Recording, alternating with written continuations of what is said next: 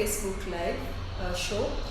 Today is World Cancer Day, and as Mediheal Group of Hospitals, which is one of the facilities that offers cancer treatment, we are here to give you more information with our oncologist here, Dr. Lalit.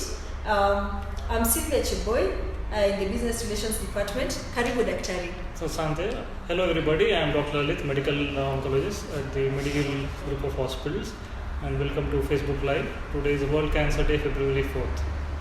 Okay, thank you, Daktari. Just enlighten us, what is cancer? So cancer is something that is uncontrolled division of abnormal cells of the body. That's the definition of cancer. Okay, and what causes it? So there are various causes of cancer. The most common cause of cancer, which everybody knows, is tobacco consumption in various forms. Cigarette smoking is the number one culprit. Both men and women do it. And alcohol abuse, being overweight, infections like hepatitis B, hepatitis C, human papillomavirus, exposure to ionizing radiations, somebody who is sun exposed, and genetic factors also. All right. So cancer is genetic. Is that what you're telling us? Okay. And is cancer contagious? No, cancer is not at all contagious. That's a very it's myth which people have, that cancer is contagious, that they cannot stay in the same house, in the same room with a cancer patient. So I like to tell the viewers that cancer is not at all contagious. Oh, thank you. And is there an epidemic of cancer? Yes, definitely. That's a very valid point that you brought up. There's a global epidemic of cancer. The number of cancer patients are increasing tremendously throughout the world, and it is definitely an epidemic. Sure. And do we get cancer from what we eat? There are a few food items that can cause cancer, like smoked food, but on the whole, eating healthy food doesn't cause cancer. Oh. Somebody having a lot of white meat and using alcohol, that can cause cancer, but healthy fruits and vegetables will not cause cancer. All right. And what about the chemicals, the pollutants? Do they have any effect? Yes, definitely. So these chemicals can cause cancer, especially of the respiratory system, that is lung cancer, bladder cancer. So definitely they are a cause of cancer. All right. And is there a vaccine for cancer? Yes, there are a few vaccines which can prevent a cancer indirectly. Like there's a vaccine for hepatitis B which can prevent hepatitis B related liver cancer, and there's a vaccine for human papillomavirus. So it can prevent HPV related cancer. But having said that, it's not 100% effective. All right. And how can we prevent ourselves from getting cancer?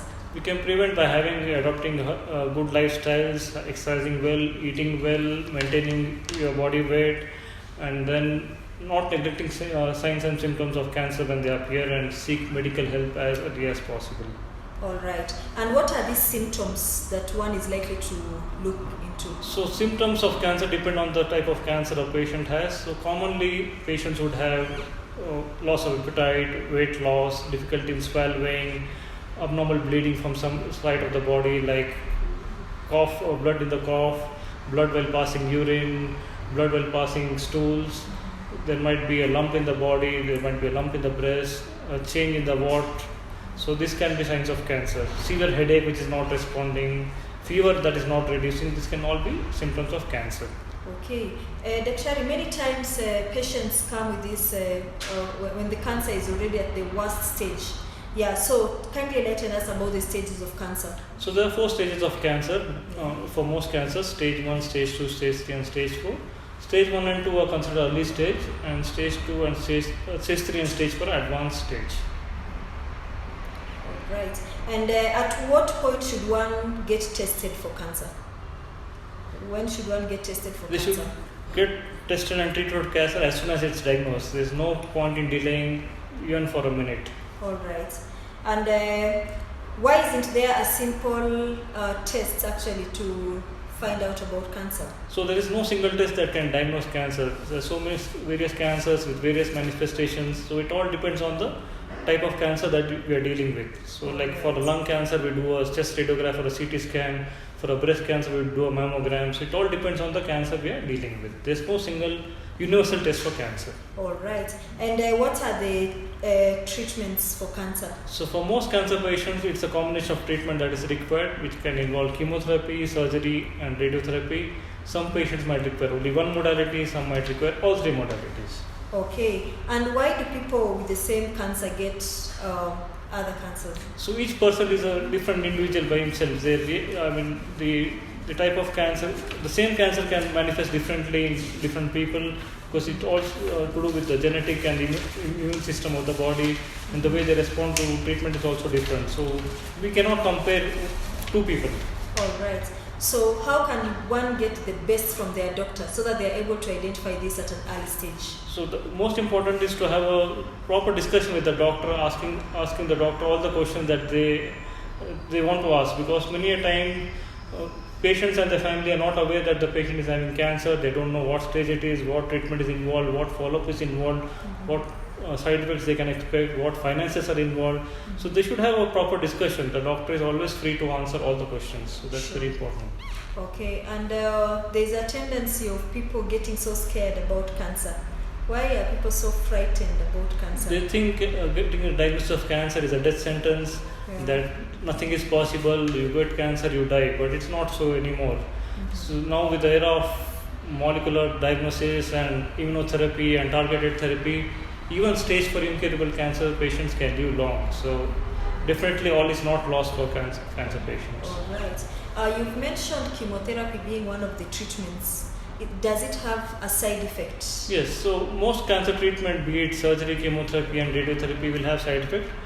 But there's no reason to fear the treatment because of the side effects, because the doctor is going to plan treatment based on the patient's general condition and his lab work and his comorbidities.